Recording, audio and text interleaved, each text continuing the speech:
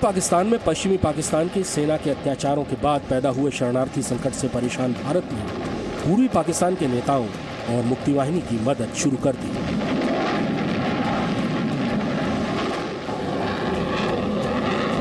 पाकिस्तान ने 3 दिसंबर 1971 को भारत पर अचानक हमला कर दिया। भारत ने उसी रात जवाबी कार्रवाई शुरू कर दी। 4 दिसंबर को ही भारतीय नौसेना ने कराची बंदरगाह पर हमला कर उसे तबाह कर दिया। भारतीय वायुसेना ने पाकिस्तान को बहुत नुकसान पहुंचाया। पूर्वी पाकिस्तान में जो अब बांग्लादेश बन चुका था, भारतीय वायुसेना और नौसेना ने पाकिस्तानी सेनाओं को पस्त कर दिया।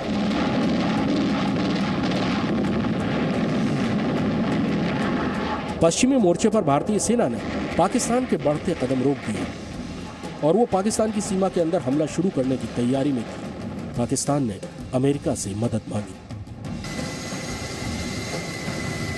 अमेरिका की निक्सन सरकार ने 7वें बेड़े के जहाजों से बनाई गई टास्क फोर्स 74 को 10 दिसंबर को बंगाल की खाड़ी में घुसने का आदेश दिया। भारतीय सेनाएं जल, थल और वायु में पाकिस्तानी सेनाओं को रौंदती हुई आगे बढ़ रही थीं। भारतीय सेनाओं को रोकने के लिए अमेरिका ने अपनी नौसेना को युद्ध में उतारने का फैसला किया। अमेरिका के 7वें बेड़े की 74वीं टास्क फोर्स का नेतृत्व दुनिया का सबसे बड़ा जंगी जहाज एयरक्राफ्ट कैरियर एंटरप्राइज कर रहा था। उसके साथ दूसरा बड़ा जंगी जहाज त्रिपोली और अतिरिक्त गोला बारूद लिए एक जहाज और चल रहा था। इस टास्क फोर्स में 3 गाइडेड मिसाइल शिप और 4 डिस्ट्रॉयर भी थे। इतनी बड़ी ताकत का सामना भारतीय नौसेना को केवल हौसले के सहारे करना था। यह तलवार का मुकाबला सुई से करने की स्थिति थी। लेकिन भारतीय सेनाओं के हौसले बुलंद थे। बांग्लादेश के झंडे के लाल सूरज के उदय होने का इंतजार अब बस खत्म होने वाला था।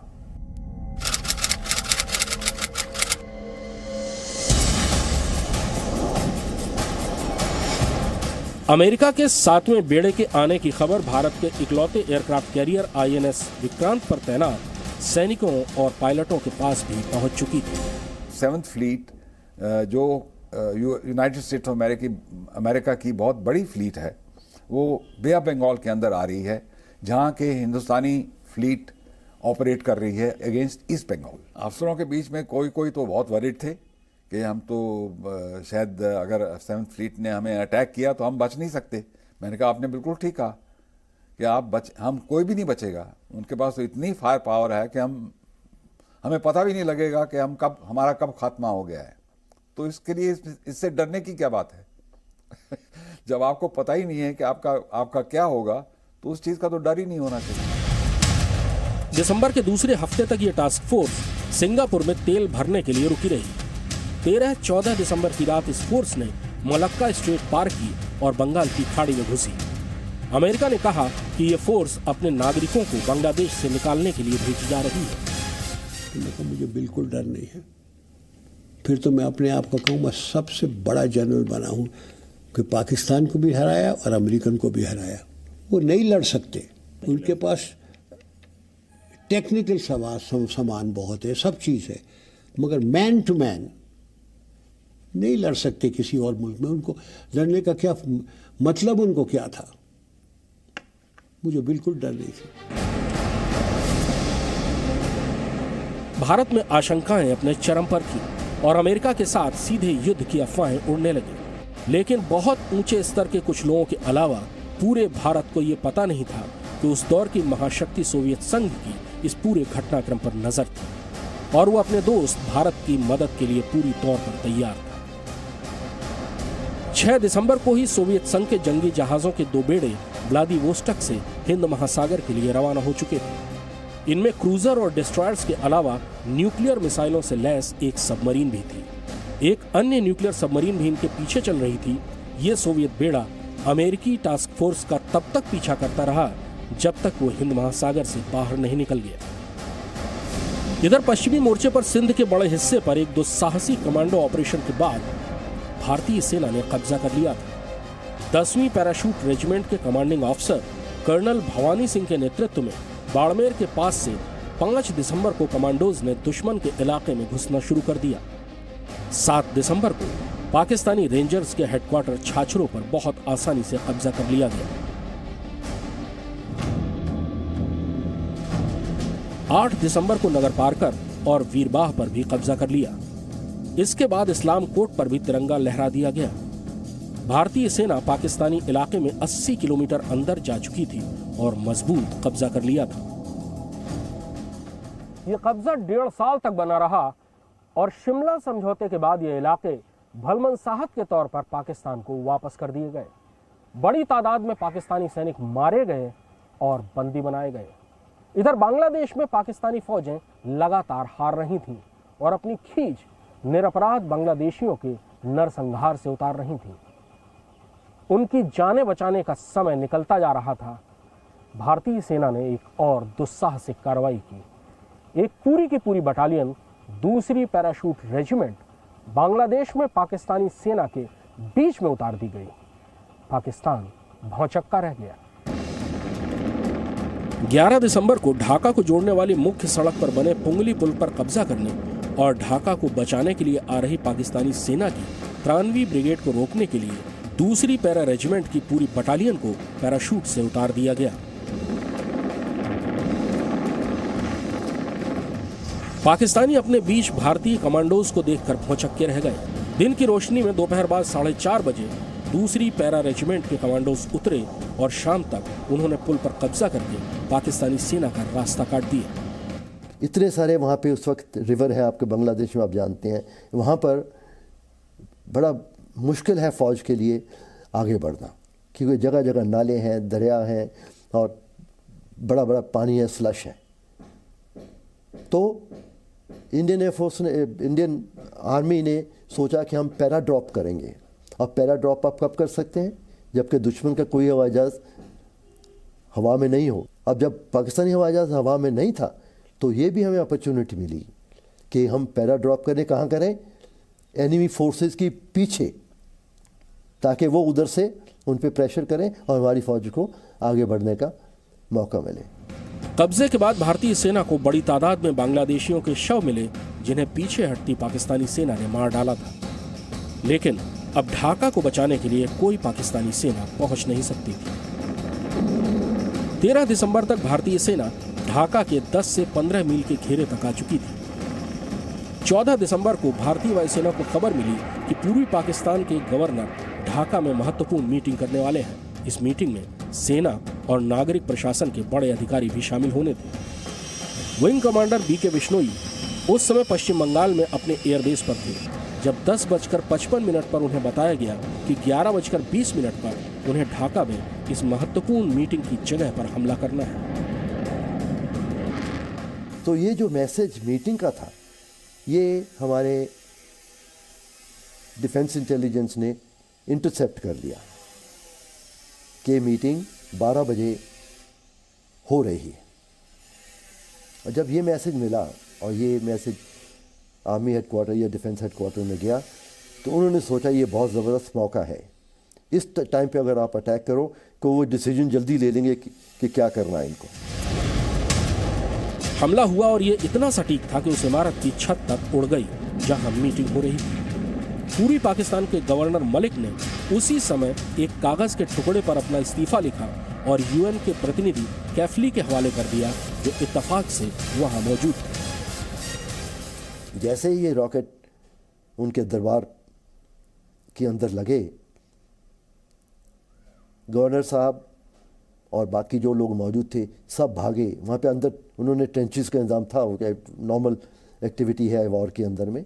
ये भाग के ट्रेंच में गए। ट्रेंच में जाके गवर्नर साहब ने अपने सर के ऊपर हैंकी रखा, घुटनों के ऊपर झुके और नमाज पढ़ी।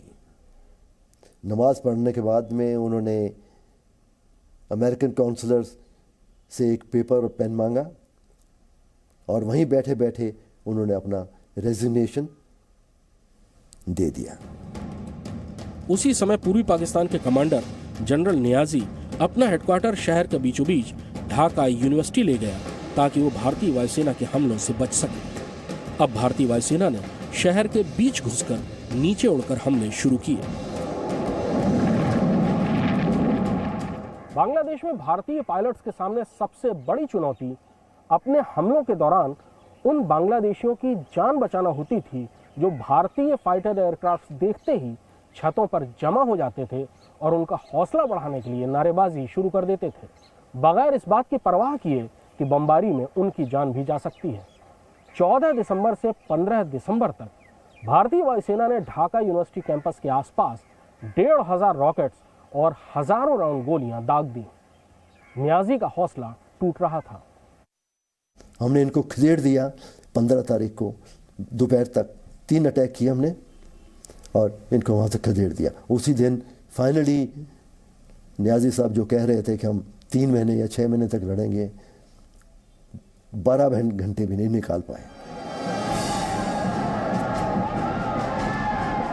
पाकिस्तान के शातिर विदेश मंत्री जुल्फिकार अली भुट्टो ने पाकिस्तान को बचाने की आखिरी कोशिश की यूनाइटेड नेशंस में। उन्होंने हर कोशिश की कि संयुक्त राष्ट्र भारत पर युद्ध रोकने का दबाव डाले, लेकिन न तो चीन और न ही अमेरिका की निक्सन सरकार उनका साथ दे सकी।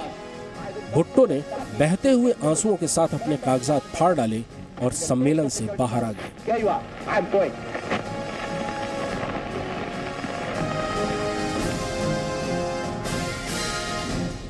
इधर ढाका में जनरल नियाजी का हौसला टूट रहा था। तकरीबन 10-11 दिन के बाद मैं बिल्कुल मेरे मन में कोई शक नहीं था कि अभी लड़ेंगे, सरेंडर करेंगे, और मैंने सरेंडर डॉक्यूमेंट तैयार करके रखा था। एक साल लंबी काली रात का अंत करीब था, लेकिन मरता हुआ दरिंदा अपना आखिरी वार कर रहा था। पाकिस्तानी सेना ने 15 से 16 दिसंबर की रात ढाका के सैकड़ों पत्रकारों, कलाकारों, प्रोफेसरों, डॉक्टरों और बुद्धिजीवियों को उनके घरों से निकाला और उनकी सामूहिक हत्याएं शुरू कर दी।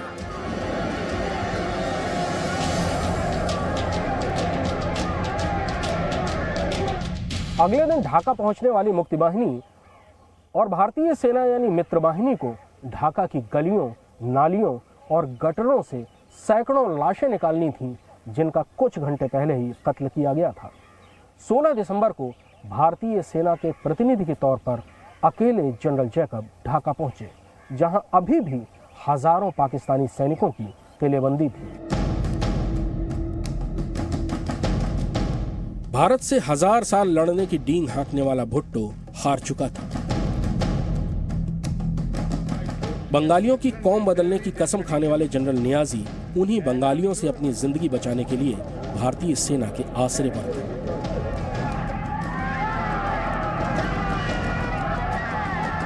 सड़कों पर खुशियां मनाते बांग्लादेशियों की भीड़ उन भारतीय सैनिकों को आगे नहीं बढ़ने दे रही थी, जिन्हें पाकिस्तानी सेना तक पहुंचना था।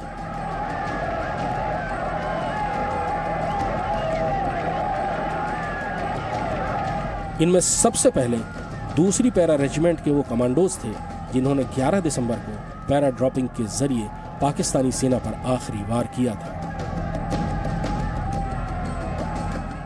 पाकिस्तान की सेना की कमर पूरी तौर पर टूट चुकी थी और इधर भारत में इस युद्ध की रणनीति बना रहे सैन्य अधिकारी समझ चुके थे कि पाकिस्तान के पास सरेंडर के अलावा कोई चारा नहीं बचा।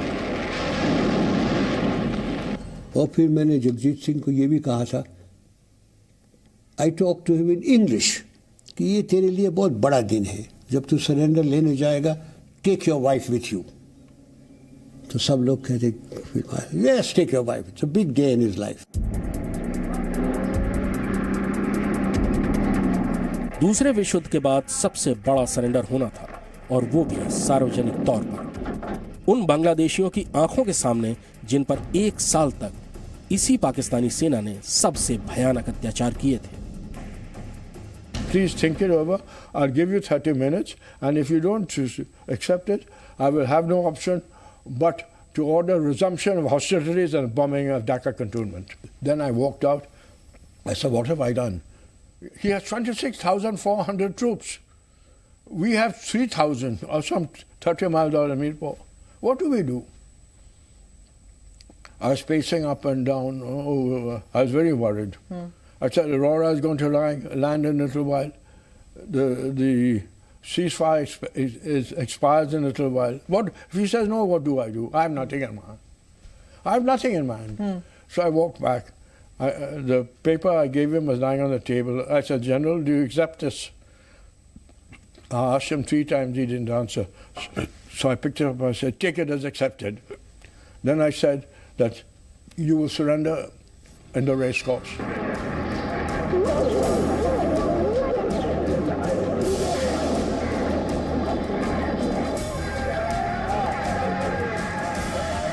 भारतीय सेना के सामने अब सबसे बड़ी चुनौती बांग्लादेशियों से उन हजारों पाकिस्तानी सैनिकों, रजाकारों और बिहारी मुसलमानों को बचाने की थी। बांग्लादेशियों की आंखें आंसुओं से भरी हुई थी और दिल प्रतिशोध से भरा हुआ था और वो इनमें से किसी को भी जिंदा नहीं छोड़ना चाहते थे। दूर दराज के इलाकों में पाकिस्तानी सैनिक छिपकर भारतीय सैनिकों का इंतजार करते ताकि उनके सामने हथियार डाल सके और जिंदा बच जाए।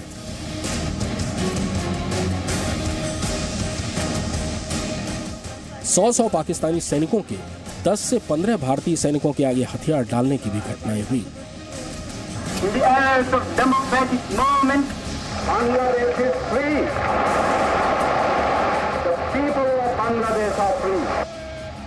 जुल्म की काली रात के बाद बांग्लादेश के झंडे में मौजूद लाल सूरज का उदय हुआ।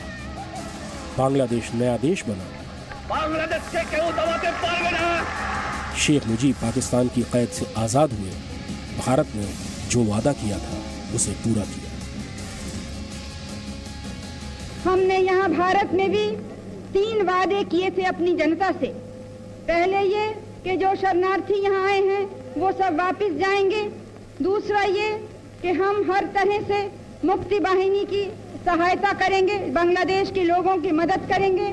और तीसरे कि शेख साहब को हम जरूर छुड़वाएंगे जेल से। हमने भी अपने 3 वादे पूरे किए हैं। 1947 में धर्म के आधार पर किया गया भारत का बंटवारा केवल 25 साल में गलत साबित हो गया। पाकिस्तान के 93,000 सैनिक युद्धबंदी थे, उसका आधा हिस्सा उससे अलग हो चुका था।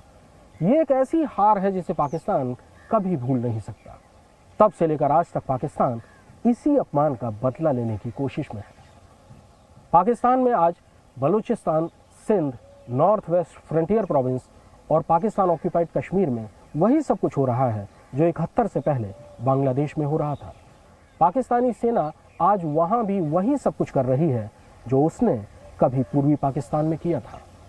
पाकिस्तान के अंदर कई बांग्लादेश हैं जो अभी भी जुल्म की काली रात के साये में हैं और आज़ादी के सूर्योदय का इंतजार कर रहे हैं। कृष्ण मोहन मिश्रा, जी मीडिया, दिल्ली।